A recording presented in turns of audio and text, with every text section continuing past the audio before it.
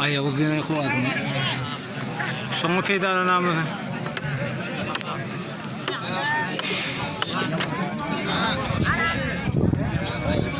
Emin aylanacak mı Emin?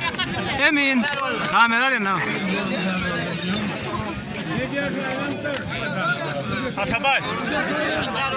Aç, bir olarak tutsana. Görülüm zak, görülüm zak. Arslan. Allah sayla tamam Allah. Şunlara kadar. Sergen Pervan. Sergen Pervan, ortaya Fikman Pervan.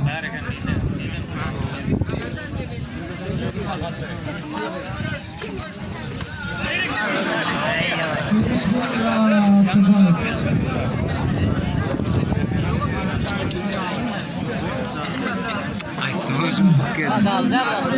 1 milyon. Ay godan atay bayılacak mı?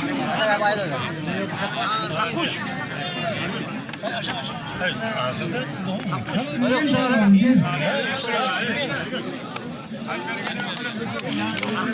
Orosmiye diye öyle, orosmiye diye. Orosmiye diye ra.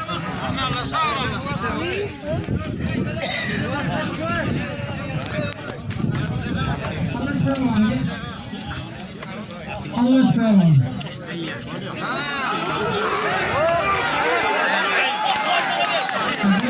Ayaklarım var.